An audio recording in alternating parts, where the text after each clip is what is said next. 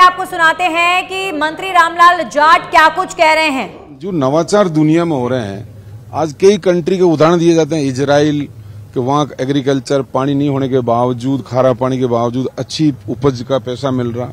उन चीजों को गांव के किसान, मेवाड़ अंचल में दूर दराज के लोगों को नई टेक्नोलॉजी मिले, इसलिए ये संभाग स्तरीय किसान सम्मेलन जो किया जा रहा, इसमें आप देखो प्रदर्शनी, स्मार्ट नर्सरी की प्रदर्शनी भी है।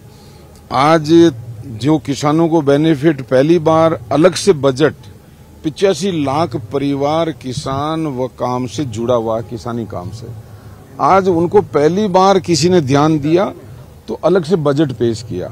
बिना ब्याज रुपए देने का काम अशोक गहलोत जी ने किया।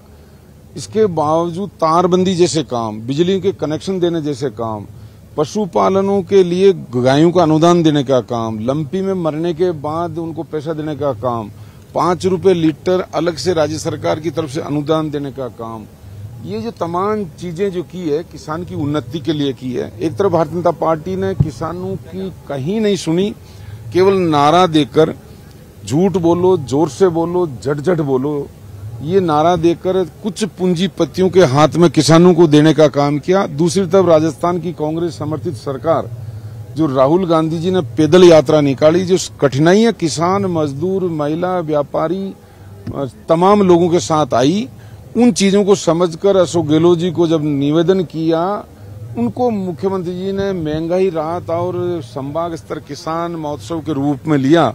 और उसी का परिणाम है कि आम लोग खुशहाली की तरफ बढ़े।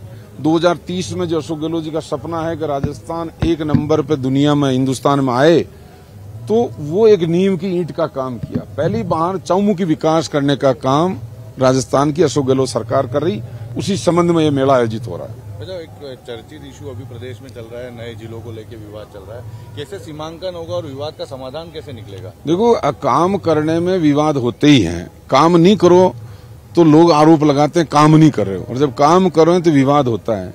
पहली बार जब 1956 के बाद जब कहते हैं परीक्षा में जब पेपर आता है, उसमें कहते हैं कि जिले कितने के 26, किसी भी क्लास में जो राजस्थान के जिले कितने 26, फिर 2 जिले भैरू सिंह जी ने बढ़ाए, 26 का 28 किए, फिर 1 जिला शिवचंद माथुर जी चीफ मिनिस्टर में बढ़ाया, धौलपुर 29 किए, फिर 2 जिले वसुंधरा जी ने बढ़ाए, फिर वापिस 1 जिला वसुंधरा जी ने बढ़ाया, प्रतापगढ़ लास्ट में।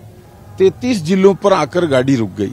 जो 1955-56 में 26 जिला हुआ करते थे, उस समय की आबादी को देखते हुए आज मुख्यमंत्री जी ने बड़ा अच्छा कदम उठाया।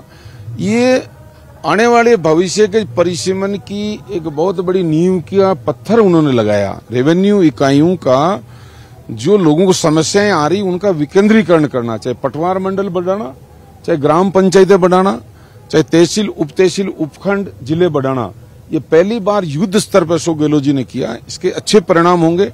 आने वाले समय में जिला प्रमुख अलग से बढ़ेंगे, विधायक और बढ़ेंगे, सांसद और बढ़ेंगे।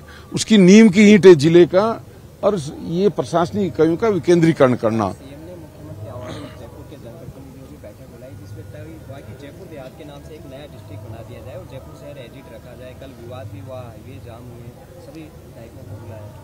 देखो, कोई भी चीज का गठन होता तो उसकी कमेटी बनाकर किया जाता, लोगों की लोकतंत्र में जन आकांक्षाओं को ध्यान में रख के किया जाता। अशोक गहलोत जी की राजनीति के 50 साल केवल राजनीति के हैं, तो उनको सारी चीजों का अनुभव है। उन्होंने रामलोभाया कमेटी के माध्यम से, फिर रेवेन्यू डिपार्टमेंट हमारा रात दिन काम कर रहा है, उसके माध्यम से अलग अलग औषधि लगाकर उन्होंने जानकारी ले रहे हैं।